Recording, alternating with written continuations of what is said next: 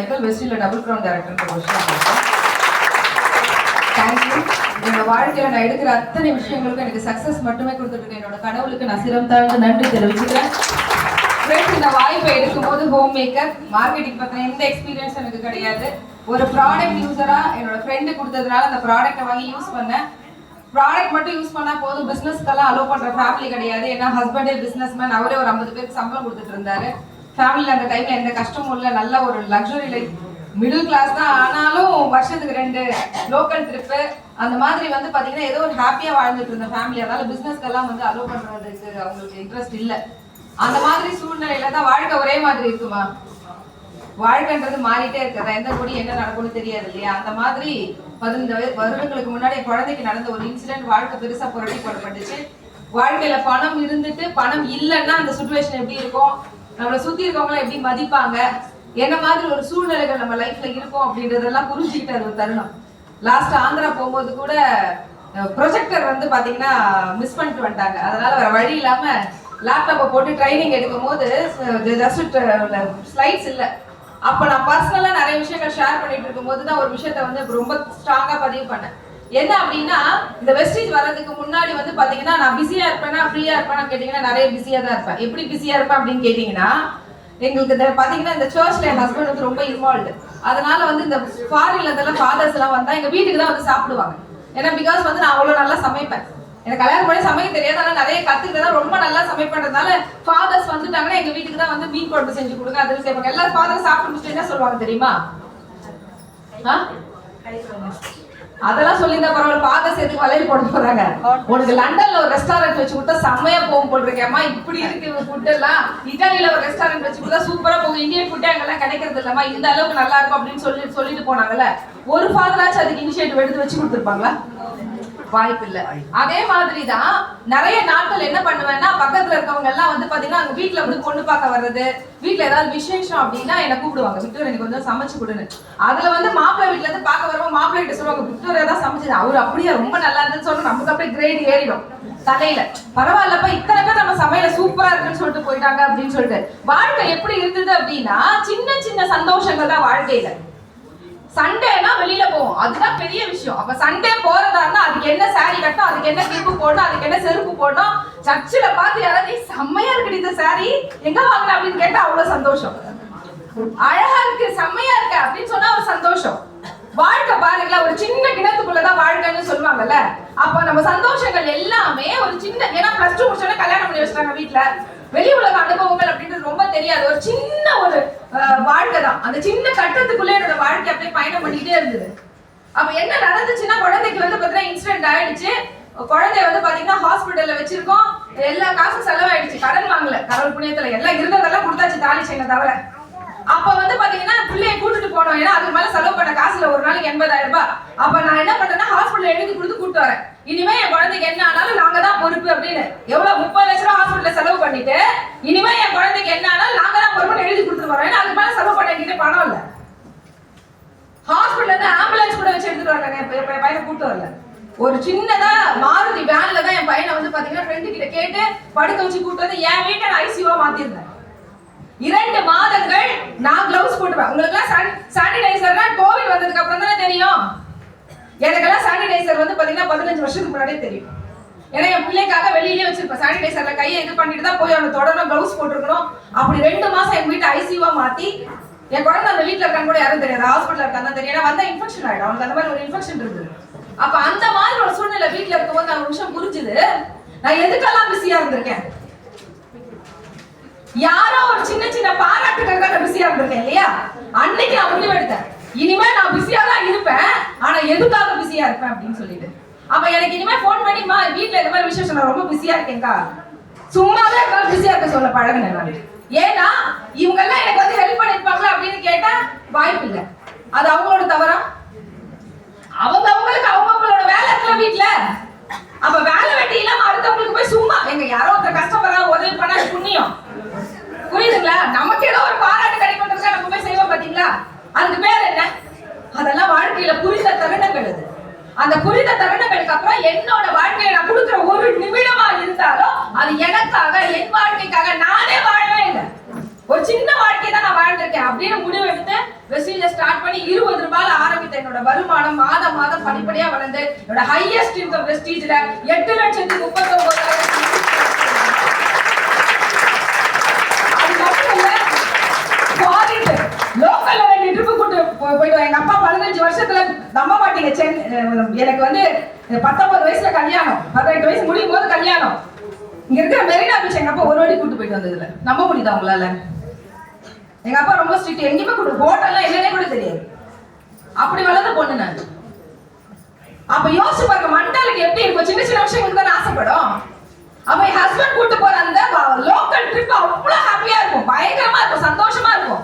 ஆனா ஃபாரின் ஒரு வாட்டி டெல்லிக்கு கூட்டு போயிட்டு வந்துட மாட்டாங்களா? ஏக்கம் ஃபிளைட்ல நம்மளுக்கெல்லாம் எப்படி தெரியுமா? நம்மள யாராவது கூட்டு போயிட்டு வந்துட மாட்டாங்களா? நம்மள யாராவது கார்ல உட்கார வச்சு ஏத்திட்டு போயிட மாட்டாங்களா? நம்மளுக்கு யாராவது ஏதாவது ஒரு கிஃப்ட் கொடுத்துட மாட்டாங்களா? நமக்கு யாராவது ஒன்று செஞ்சிட மாட்டாங்களா? லேடிஸோட நிலைமை எப்பவுமே இதுதான். என்ன படிச்சிருந்தாலும் என்ன இருந்தாலும் ஒரு ஸ்டேஜுக்கு அப்புறம் கூட நம்ம யாரையோ ஒருத்தர கையேந்தி இருக்கக்கூடிய நிலைமையில தான் மென்டாலிட்டி தான் வளர்றோம், வாழ்றோம்.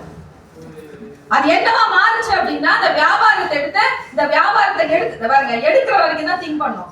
நிறைய பேர் எஸ் ஆர் நோ நிறைய பேர் திங்க் பண்ணிட்டே இருப்பீங்க. எல்லா மீட்டிங் வரும், எல்லா ட்ரைனிங் வரும். முடிவெடுக்கிறது யாரு? நான் தான். முதல்ல உலகத்துல என்ன மதிக்கணும்ல நானு. நிறைய பேர் முடிவெடுத்துட்டு பக்கத்து வீட்டுல கொண்டு போய் கேட்பாங்க.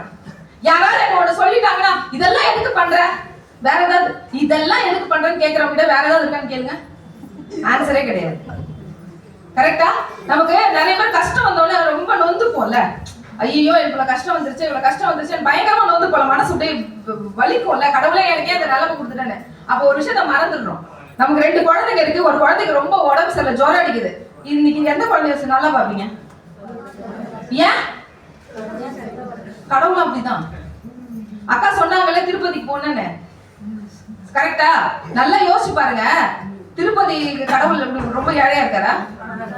அதே மாதிரி வேளாங்கல்ல இருக்க மாதா ரொம்ப ஏழையா இருக்காங்களா? இல்ல வந்து ஹஜ்ஜில் இருக்கக்கூடிய கடவுள் ரொம்ப ஏழையா இருக்காரா?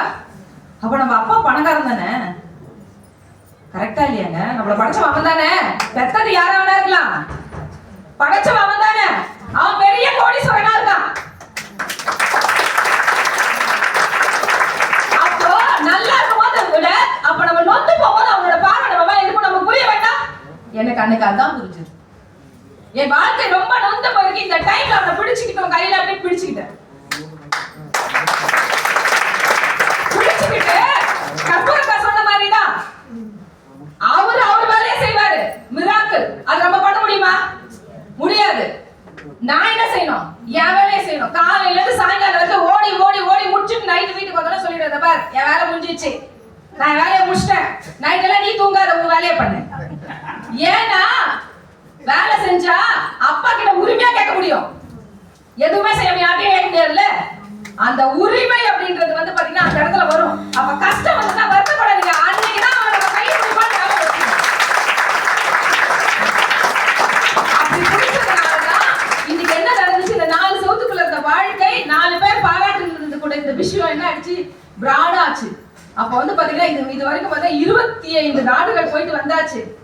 இப்ப சிங்கப்பூர். உண்மையிலே சொன்னா சௌஜன்யா சொல்ற மாதிரி தான், எக்ஸைட் பண்ணா சத்தியமா இல்ல, எங்க ஷாப்பிங் போல, எதுவும் பண்ணல. என்னன்னா போறோம், ஒரு ட்ரிப்புக்கு போறோம். என்ன தெரியுங்களா? ஆனா ஒரே ஒரு விஷயம் இருக்கு. என்ன தெரியுமா? நெட்வொர்க்ல மட்டும்தாங்க எப்பவுமே செலிப்ரேஷன். எத்தனையோ பேர் காலேஜ் போறாங்க, எத்தனையோ பேர் வந்து பாத்தீங்கன்னா ட்ரிப் எல்லாம் போய் என்ஜாய் பண்றாங்க வருஷம் வருஷம். அதெல்லாம் அவங்க Facebookல போடுவாங்களா? போடுறாங்கங்க. போடலையா? எல்லாருமே போடுவாங்க. இன்ஸ்டால போடுவாங்களா? போடுவாங்களா? யாரோட இன்ஸ்டால யாரோட Facebookல போடுவாங்க?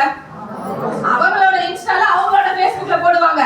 நெட்வொர்க் மார்க்கெட்டிங்ல மட்டும்தான் நீங்க என்ஜாய் பண்ணதுக்கு இது நம்ம டீம் மட்டும் இல்ல, ஊர்ல இருக்க எல்லா டீமும் எல்லா இன்ஸ்டால எல்லா Facebookல எல்லா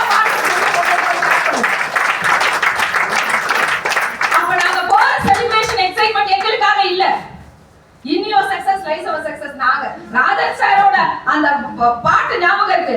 இந்த இரவுதான் போகுதே போகுதே ஒரு சுவிட்சர்லாந்து ட்ரிப் போயிட்டு வந்ததுக்கு அப்புறம் அந்த பாட்டு இன்னைக்கு வரைக்கும் அந்த காதுல ஒலிச்சிட்டே இருக்குல. அந்த மாதிரி நம்ம செலிப்ரேஷன் அடுத்தவங்களோட இன்ஸ்பிரேஷனா இருக்குதுன்றது எவ்வளவு பெரிய கிஃப்ட்டுங்க.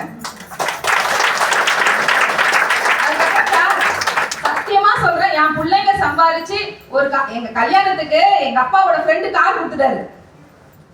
கார்ல வந்து இறங்கணும்னு எங்க வீட்டுக்காரங்க சொல்லுவோம், என் ஃப்ரெண்டோட கார்ப்பான்னு எங்க அப்பா சொல்றாரு. ஆனா எனக்கு என்ன ரொம்ப வருத்தம் தெரியுமா, அப்பா கேட்டா பொண்ணுன்னா ரொம்ப பிடிக்கும், பிள்ளைய விட அப்பா வந்து பொண்ணதான் ரொம்ப லவ் பண்ணுவாங்க. கரெக்டா? நான் கார் போகும்போது எங்க அப்பா இல்ல, எனக்கு ஒரு பெரிய வருத்தம் தான் அது. கரெக்டுங்களா? ஆனா ஒரே ஒரு விஷயம் சொல்றேன், கௌதம் பாலின்னு ஒரு அப்பா இருக்காரு.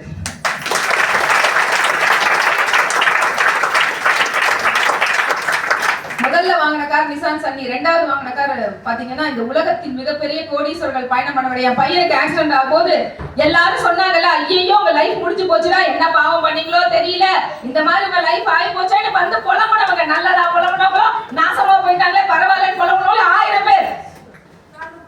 ஆனா அன்னைக்கு புலம்பல கேட்டு நாங்க உட்கார்ந்து இருந்தோம். அடுத்தவங்களோட பேச்சு என்ன சொல்றவங்க யாரும் டாடா பிர்லா கிடையாது, பிசினஸ்ல பயிர எக்ஸ்பர்ட்டும் கிடையாது.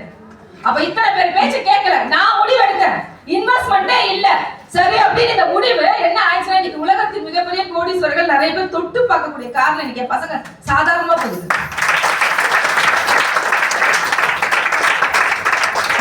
ஒரு ஷிஃப்ட் டிசைர் கார் வேற யோசிச்சு பாருங்க ஃப்ரெண்ட்ஸ், நான் மட்டும் சம்பாதிக்கல, எங்க இன்னைக்கு 40 பேருக்கு மேல கார் வாங்கியிருக்காங்க.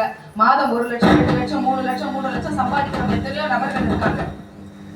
அதே மாதிரிதான் நம்ம ஃபியூச்சர் மட்டும் கிடையாது, நம்ம பசங்களோட ஃபியூச்சரும்.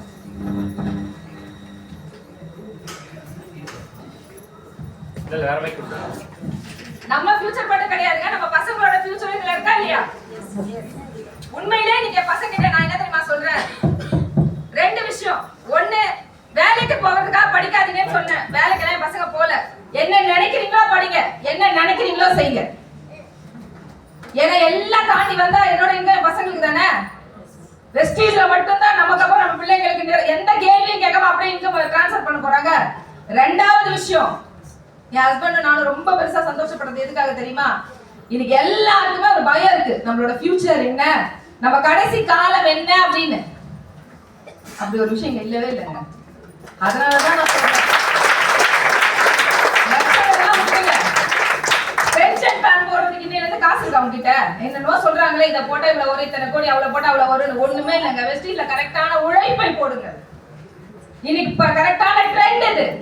ஏன்னா எந்த மனுஷனுக்கு எப்ப என்ன வரும் யாருக்குமே தெரியாது. யாருக்கு ஹார்ட் அட்டாக் வரும், யாருக்கு வந்து பாத்தீங்கன்னா திடீர்னு டயபெட்டிக் வரும், யாருக்கு கிட்னி ஃபெயிலியர் ஆகும், யாருக்கு வந்து பிரச்சனை வரும், யார் என்னைக்கு போவாங்க ஏதாவது தெரியுமா? அப்ப இன்னைக்கு பயத்துலதான் ஒவ்வொருத்தர் வாழ்ந்துட்டு இருக்காங்கன்னா பயம் தானே வியாபாரம். அப்ப அப்படிப்பட்ட ஒரு அற்புதமான இடத்துல நம்ம இருக்கோம்.